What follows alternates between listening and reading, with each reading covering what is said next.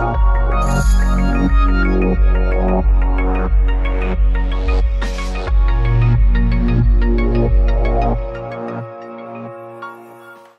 everyone, Assalamu alaikum, Namaste, Sastri Akal. My name is Farheen Khan and you're watching the AZEEZA show. Today we're actually going to talk about a topic that I don't think we often speak about, and that's about grief and loss. There are a lot of people in the community who we've heard have lost family members or husbands or wives, children, parents, etc. And sometimes it's really hard to figure out how to navigate when something like this happens. So we'll have two guests with us today, and the first guest that's joining us about this topic is Shabnam Datu. So thank you, Shabnam, for being here. Thank you for inviting me, Farheen. Yes, so Shabnam, you, I know I call you Auntie, but here we're calling you Shabnam. Please do, please do. Tell us a little bit about who you are. Sure. I'm a resident of Mississauga for the past 40 years. I've also am a retired customer care specialist of a major telecommunications company. I've got 3 children, beautiful children, 4 adorable grandchildren. I'm also a grieving mom of a 27-year-old son, my youngest and only son. This is about the 17th month that I'm in grieving. Yes. Yeah. So tell us, can you share with us what happened and, what grief means to you? Sure. First of all, grief equals love. That's what I think. Grief is the measurement of love. Mm-hmm. And it's the deep connection you have with your loved one, mm-hmm. the one that passed away. Grief is a very unique journey for each individual. Right. I think it's based on your relationship with the person who died. Right. It's also based on the circumstances surrounding the death. The death, right. That's correct. My son was diagnosed with congenital heart disease. Right. And due to complications of congenital heart disease, he passed away at the age of 27. I was blessed to have 27 years with him because he only had 48 hours to live when he was born. Alhamdulillah, God blessed me with those 27 years. So I was, of course I was devastated. Every person that loses a loved one is. It was the worst day of my life. Mm-hmm. It was like somebody had ripped a piece of my heart. I wasn't clear in my mind. My mind was so foggy. It was disbelief, shock, anger, all these emotions, these difficult emotions that you've never experienced. Right. And it's hard to comprehend, such a traumatic loss. And you try to understand why, You feel helpless though. There is no immediate answer. Right. So what you do is, obviously, you turn to people who are around you. Right. But at that time, when people are talking to you, you don't really hear them. Right. Your mind is so foggy. You don't know if you want to sleep or you want to be awake. Most of the time I was awake because I was just waiting for my son to come through the door, the front door. And it was difficult. It's unexplainable. It's very excruciating, that pain. And that's when I realized that this is the beginning of my grief journey. And I knew it was going to be very difficult. Right.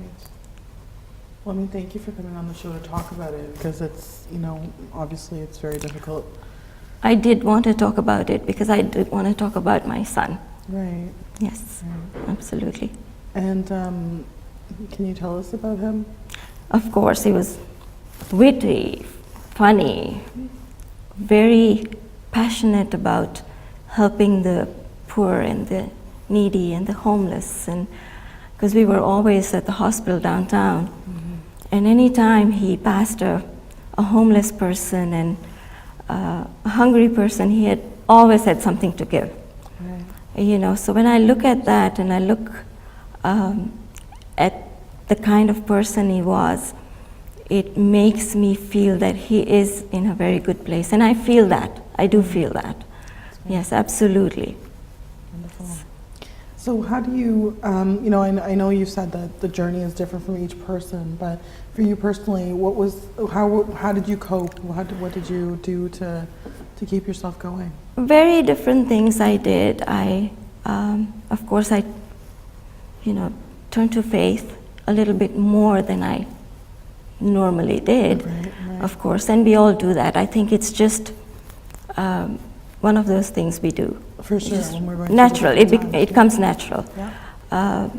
I, of course, have a bunch of wonderful friends. And it's funny how this works because your friends become family. Strangers become friends. You know, it just works that way. It's more like the divine's plan or something. It just becomes that way. You're not looking for it, but you know, that's how you get the help you need. Of course, I have my wonderful daughters that I can, they're grieving in their own way, but I know that I can pick up the phone and call them at any time, and they know why I'm calling. Right. It's not just to say hello. Right. When I'm upset, they know. Right. And it's the same with my friends.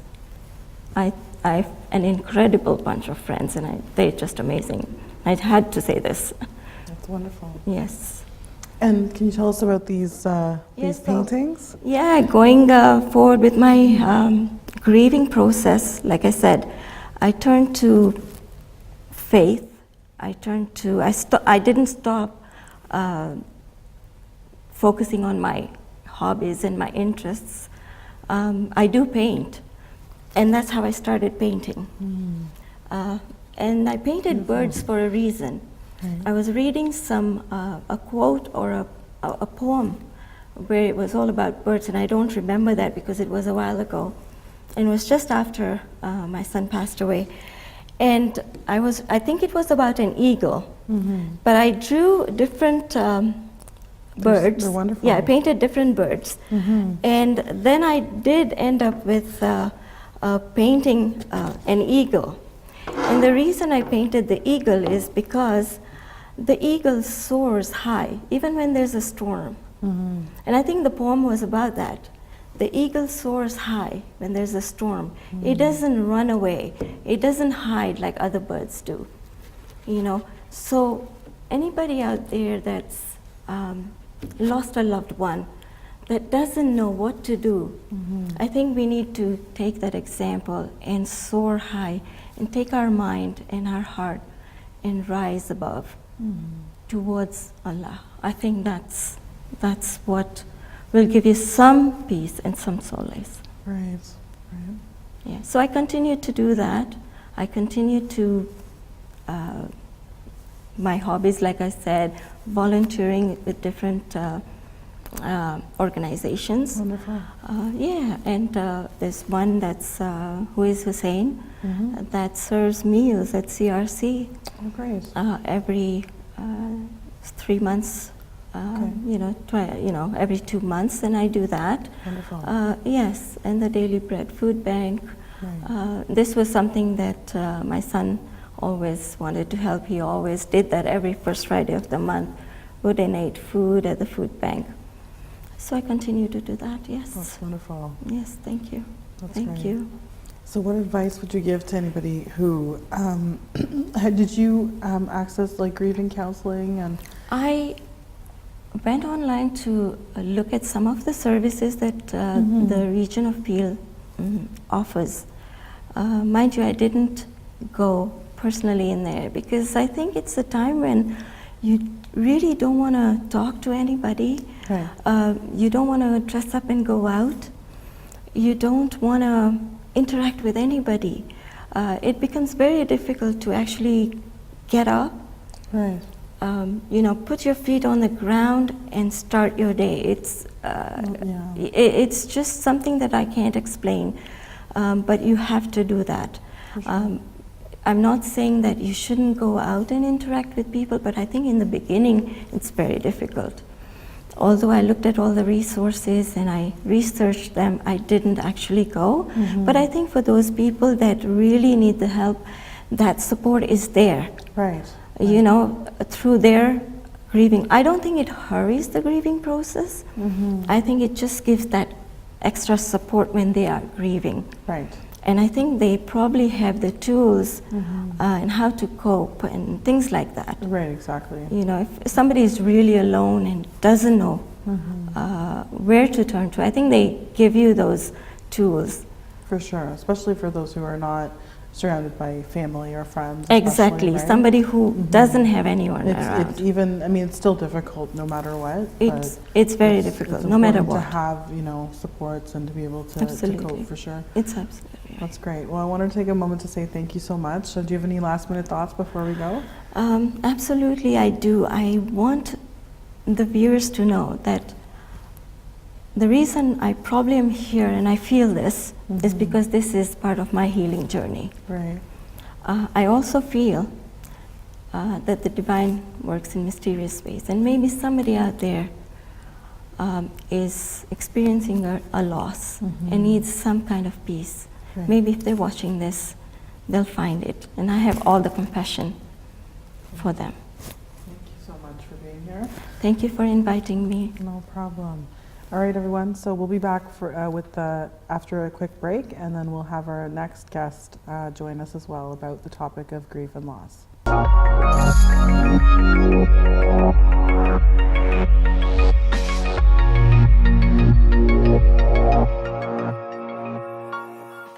Hi everyone, welcome back from the break. We just are speaking about grief and loss, and before the break we had Auntie Shabnam, as I call her, on the show, and now with us in studio we have Sister Yasmin Merchant. Sister Yasmin, thank you for being here. Oh, thank you for having me. My pleasure.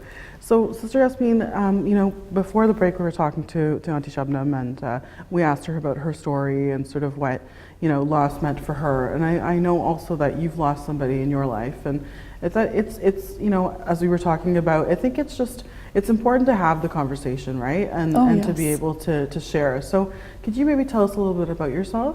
Sure. So I'm a mom, I have 4 kids. Was married for about 22, 23 years. Right. I started off completing my degree with, in microbiology, and then I continued with a degree in education. Right. And I worked in education as a teacher for many, many years. And then I switched careers, and now I'm a real estate agent. Okay. So tells you a little bit about me. Excellent. That's wonderful. And Sister Yasmin, what does loss mean to you, or what does grief mean to you, and what is it like to experience loss? Well, I guess loss you can experience on so many different levels. Right. You know, sometimes you lose, you know, something small but was very important to you, and then you're like, oh, what happened to it? Maybe you misplaced it, or maybe it fell out of your hands. Right. But then there's also the grief, I think, is on a different end of that spectrum of loss. Right.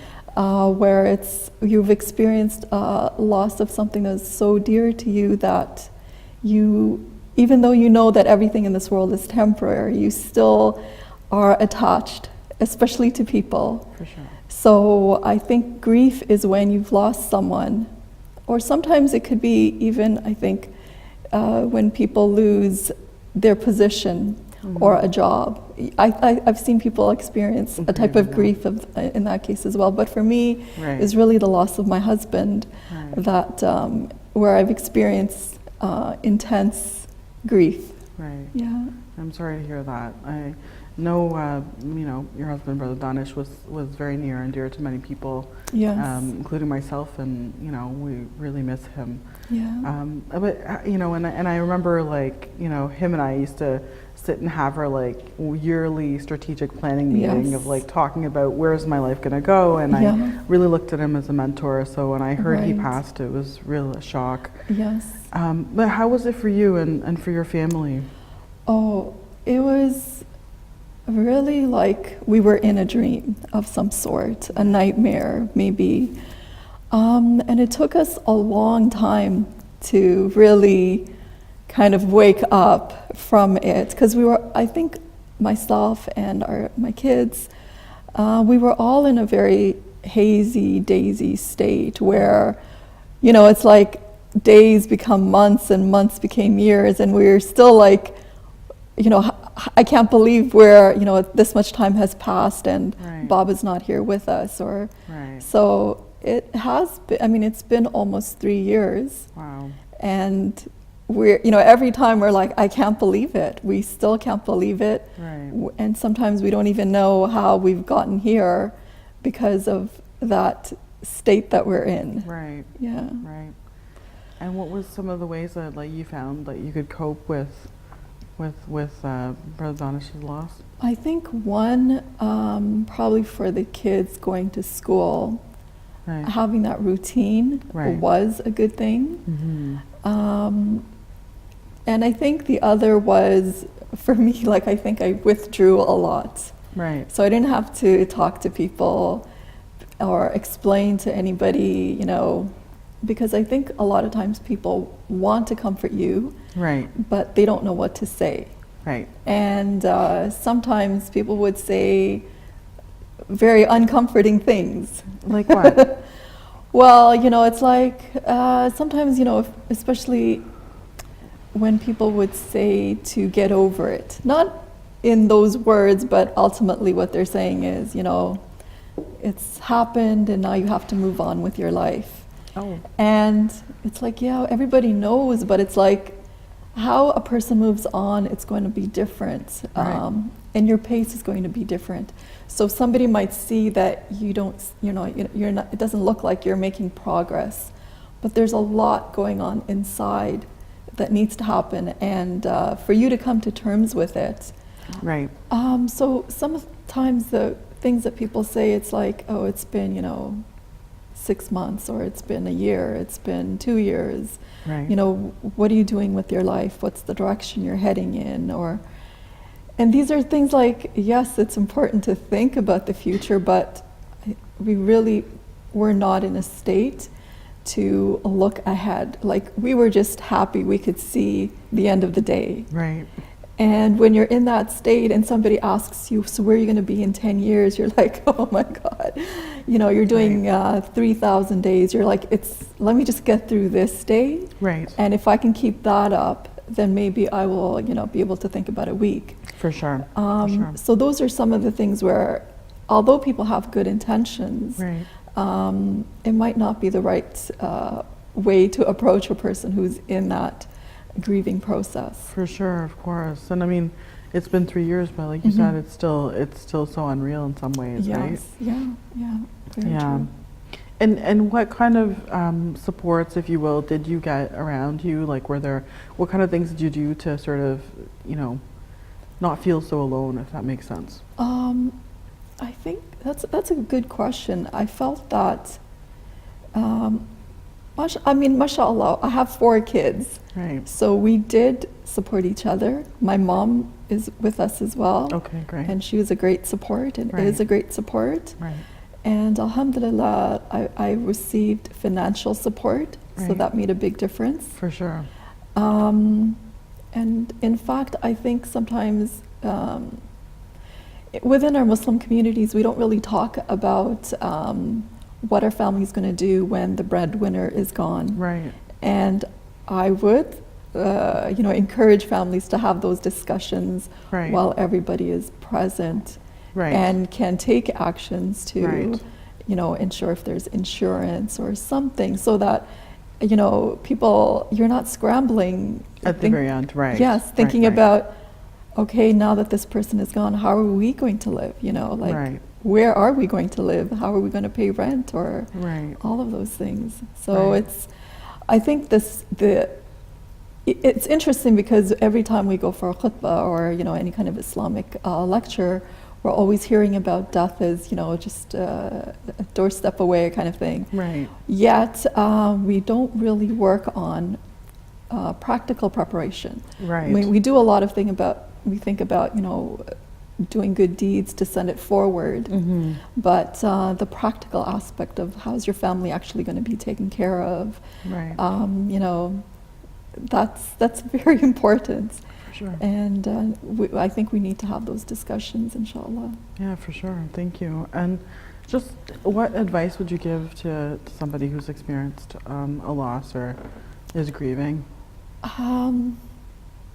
Gosh, I don't know what I could say except that just take it one day at a time. Just get to the end of that day. Mm-hmm. And, you know, even though your heart is grieving, you're still grateful. And I think sometimes people have a hard time understanding that. Like, I'm grateful for everything that I have. I'm grateful for what I don't have. But at the same time, I'm still feeling extreme sadness. For sure. So, and it doesn't mean like when you're in that state, you can't laugh at things. You know, somebody says something funny, you laugh. Right. Or you appreciate, you know, the beautiful sunset, or, you know, somebody made amazing food, it's great. But that sadness is something that it's like, it's just there. Right. And I don't know, I guess sometimes it makes people uncomfortable as well. That you're You're sad. You're sad. Oh, Yes. yeah. So you can't really show it, because I find like some of those, you know, when you're experiencing certain things, makes people uncomfortable because they don't know what to say to you. They Right, don't or know how how to to. deal with you. And the Right. thing is, like, I don't really need somebody to say anything or do anything. And I'm really grateful for my friends who would just, you know, sometimes call me up and say, hey, let's meet up for a coffee, or, Right. you know, oh, we're all going out for dinner, why don't you come? Right. And to be okay when I say, I don't think so, I'm not going to join you guys. Right. But that they keep inviting me. And I think Yes. that's really important, because, you know, every day is different. Sometimes you feel like, yes, I would like to get out of the house. And sometimes you feel like, you know what, I just don't think I can really deal with any conversation today. Right. And Yeah. that's fine. Yes. It's your process, right? Yes. Yeah. Yeah. And everybody's different. You know? Exactly. But that's actually really great to hear. Like, you're right. It's like, you know, just because, you know, as friends, like, we don't, or family, we invite you and you don't come, doesn't mean that we shouldn't continue. Exactly. Right. And I guess the advice that I would give others is, if you have someone in your life who has experienced this, that you just keep connected with them and let them guide you on what they exactly need. Because, Right. like you said, everyone is different. Right. So for some people, they might need more social interactions, and some people might not. Right. So let them lead, but always invite Right. and keep it open. Right, that's great. Well, I remember, you know, when I came to see you after there was I'm trying to remember what we called it, but there was a get together at the mosque, right? Oh yes, I think it was a dinner. I think so, and I was there. I remember, and I Yes. just remember seeing how brave you were, and like, you know, and I'm sure that you were, you know, there was a level of shock, obviously, that you were dealing with as well. But you were so, you know, brave. I just want you to know that. And like, Thank you. yeah, and I mean, and you know, it's obviously it's definitely not easy being, you know, now a single mother with 4 kids, and so I really commend you for doing all that you're doing to take Thank care of you. yourself and your kids, and Thank you. yeah. And so, do you have any final words before we go? I think this idea of talking about grief and not talking about it and making it okay that people experience grief over a lot of different things, Right. and not having to dismiss that feeling or saying that, you know, if you're grateful you wouldn't feel it. Right. You can be both is one of the things that I've discovered. For sure. You can be grateful and sad. Yeah. Yeah. And it's not, I don't think it's an indicator of your iman if you're feeling sad, if you're feeling lonely. Right. Ultimately, yes, we know that Allah is there for us, and so we're never totally alone. Right. But human companionship is a different thing, Absolutely. and we all need it. For So I think for anybody who's feeling it, you know, I'd encourage them to reach out. And sometimes if they do need like a professional, Yeah. a counselor, Yeah. it's totally worth it. I think they should totally go for it. Wonderful. Well, thank you again for coming on the show. Thank you so much. And I wish you all the best. Thank you. Take care. Thank you. All right, everyone. So until next week, if you you heard it here, if you have somebody who's lost a loved one, or if you're currently going through a difficult time, just know that we're with you and that you're, reach out to us. It'd be great to hear from you. Take care.